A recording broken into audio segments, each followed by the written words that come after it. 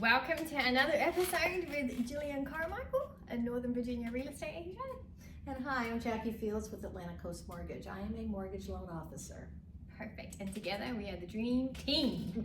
I wanted to touch base today on commission. That is a part of buying a home, right? No one works for free. And how do you pay for your agent services? How do you pay for your loan officer service? You know, how does that all work? And there are different schools of thought about this. Obviously, everyone, I think, well, not everyone, but most people have heard about the settlement that happened, or the lawsuit that happened, or this and that. And so I just thought that I wanted to just talk about it, because it's better for everyone to be informed. So basically what ended up happening is that there is now a line item within the contract, so when you write an offer, that basically indicates the fee for the buyer's representation is now clearly laid out, rather than it just being assumed. So if you are on the buy side, or if you're on the sell side, there are different ways to look at how the buyer is being compensated.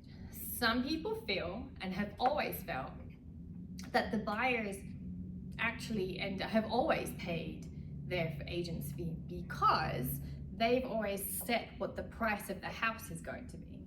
So for some people, it's just a moot point. Like, they feel like as a buyer, they've already done that. And sellers who have been on the buy-sell side understand that too. Sometimes the other thought is that the buyers, that the sellers feel like they're paying for the buyer's representation when it really should be on the buyer's shoulder, because they're taking money out of the proceeds of their house to pay for somebody else's representation, right? It's all a negotiation point, right? So when you go into buying a house, it's just a part of the negotiations. What are the terms that you are going to buy a house on? Is it that you want a home inspection? Is it that you want your agent's fee paid? Is it that you want all of these things? And the same thing with a seller. When you sell your house, what are the terms that you're going to sell your house on? Is it sales price? Is it, what are you going to net? Is it time frame? Is it, what are the things? There are so many different scenarios that we just can't cover it all here. Right. And honestly, it's ever evolving, just as real estate is ever evolving. I don't believe there's a hard and fast rule. I think it's how you see the situation. Are you seeing that you're paying? Are you seeing that you're not? Does that make sense? Like, it's not. Yeah, I think everything is part of the negotiation in the contract, Absolutely. right?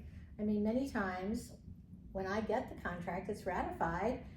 Very often there is negotiation for seller paid compensation to cover the buyer's agent. Mm-hmm. And so that's still an option in the contract. Yep. And many times we are seeing that. And Mm-hmm. it's like, I think anything else, anytime there's contingencies or something is being asked from a seller, the seller's going to say yes or no. Yep. Right? And then it's up to the buyer to decide yes or no. But also then, again, if we're in a competitive situation, sometimes where there's multiple offers too, Mm-hmm. Depending on what the seller is being asked of different buyers will often dictate which offer the seller might be inclined to work with as Correct. well. And so I think too, for my part, where I come into this more so, is that's a conversation now that we have during our discovery and our pre-approval process. Yep. Is because we talk about now with our customers the buyer compensation, because technically the buyer's responsible for it, however they get it, right? Mm-hmm. And so I think most of the time the goal is, at least from the financing side and the buyer's side, is, hey, if we can negotiate it in the contract, then that's great. Then Perfect. we don't have to pay anything separate, right? Mm-hmm. And that is like our ultimate scenario, at Yep. least when I'm involved in my realtor partners, and I know with you, Mm-hmm. that's always the goal. Yes. I guess I would ask you too, is it always guaranteed that the seller would do that? Or, do you ever know until you write the contract? How does that work?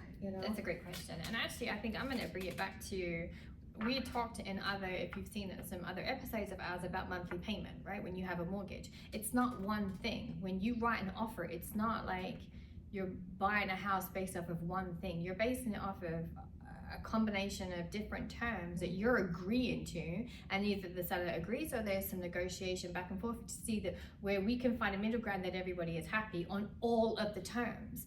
Buyer compensation, seller compensation is all up for negotiation. It's all in there. How do we all come together so that you get the house on the terms that you purchase a house, I say, on the terms that make sense for you, or the seller is selling the house on terms that make sense for them, compensation included. It's not, there's just no hard and fast rule, but like a meeting of the minds, so to absolutely speak. right. It's two agents representing their clients to the best of their ability, right?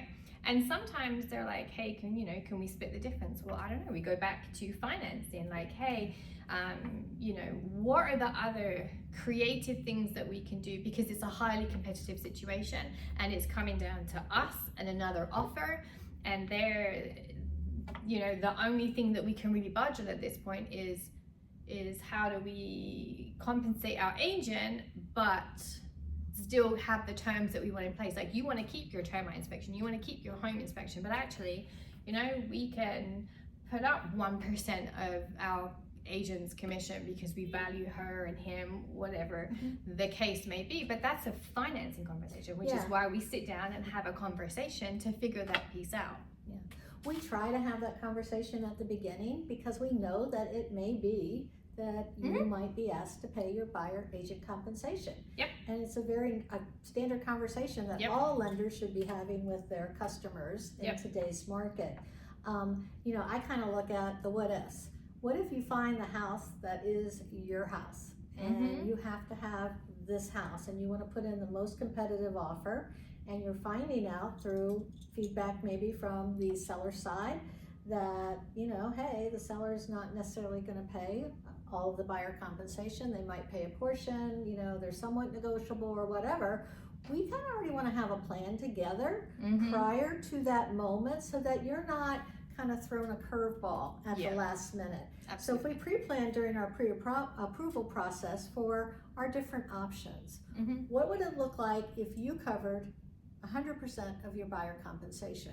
What do those numbers look like for you? Okay. What if you covered a portion of it?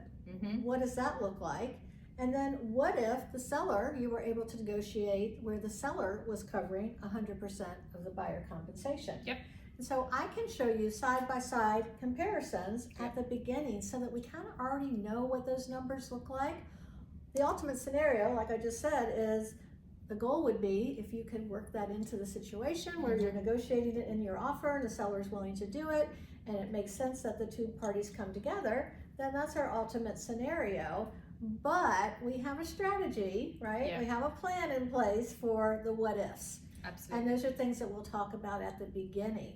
You may say, I don't care. If the seller's not paying it, that's the only way that I'm going to purchase. And there's no problem with that. Yep. It just means that sometimes you have to move on to the next home, right? Absolutely. Because if the seller's saying no, then, we know we're moving on. Because that is a term that you have that is a non-negotiable for you, that makes the most sense when you're buying a home. So that's really what it comes down to, is we look again, like we look holistically at your monthly payment, we look holistically about what it's going to look like to purchase this home. Does it make sense for you? And these are the terms, like you're not giving up a home inspection, you're not giving up a termite inspection. These are the things, or you're not giving up, you've got a home to sell before you, so there's a home sale contingency. There is so many different scenarios that we can come up with that are just non-negotiables for the buyer, non-negotiables for the seller. But it's all about it's individual for every offer you write. It's very specific for that house, because as Jackie and I talked before, we run the numbers for that house based off of the taxes, based off of the interest rates of that day, based off of. And it's the same thing when it comes to writing an offer based off of this house. If it's a new construction house, then do you need a termite inspection? Do you need a home inspection? Like all of the things, like what is it that you can or cannot. So again, it depends on the property, it depends on the house, and it depends on the terms. But having us as a team, we're constantly having those conversations so that all along the way you understand what you're getting into, and we are writing the offer for the terms that make sense for you. And if we're, if I happen to be on the sell side and we're selling, then we are accepting an offer where the terms make the most sense for you. If you need to be out in 30 days and you need a quick close, great. Or if you're like, hey, I haven't found what's next, but you need a contingency in there so that we go to close 60 days later, like all of the things. It's just a constant evolving conversation, and commission is going to be in there, and commission is going to be a part of it. There's just and here's the thing, at the end of the day, and I've been in the business a long time, and I have seen this over and over and over again. If you have a situation, doesn't matter what the reason is that you didn't get a home, and you thought that was the home. Yep. I am telling you, I have seen this over and over again. It wasn't your home. And you'll find later, I can't tell you how many times I've heard from the customer, I am so glad we didn't get that home. Yep. This one is so much better. This one's perfect. Yep. And we thought that one was perfect, but it wasn't. So things happen, I think, sometimes the way they're supposed to. You have to trust the process. Yep. But don't avoid the process. No. Don't get scared that, oh my gosh, I have to pay all of these monies. You don't necessarily have to. Very often, the majority of the time, I am still seeing where buyer agency commission is being negotiated as part of the offer. Yep. Not always 100%, but very seldom am I seeing 0%. And so it's just going to depend. Everything is case by case. Can we guarantee you that? No, there aren't any guarantees, but we explain things up front. We know what the goal is, and then we go from there to try to figure out how to make it work for you. Yep. But at the end of the day, you make that final decision. Absolutely. So. And to be honest, even before the settlement, this was still something that was happening. It becomes a competitive situation. It just wasn't as outwardly put out there, and it wasn't specifically written and laid out in the contract.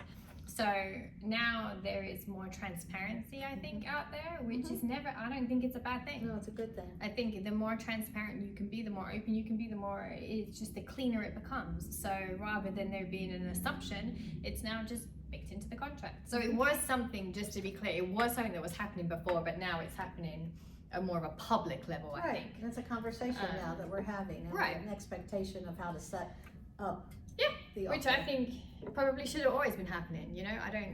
I don't see this as a negative thing. I just think we are evolving, and real estate has I love that you're bringing it up, because I think people, they've heard about it, but if you haven't experienced it yet, you're not quite sure what it means. You're not quite sure how it impacts you. Right. And most of the time there's very little impact at all. So absolutely. So it's all about, as we've discussed on many videos, it's just about getting an education and figuring out if now is the time for you. All right, in the comments below, or I don't know, it's comments, or in the section below, there will be my information or Jackie's information. So feel free to reach out to either one of us and set up a strategy call. Thanks, everybody. Bye.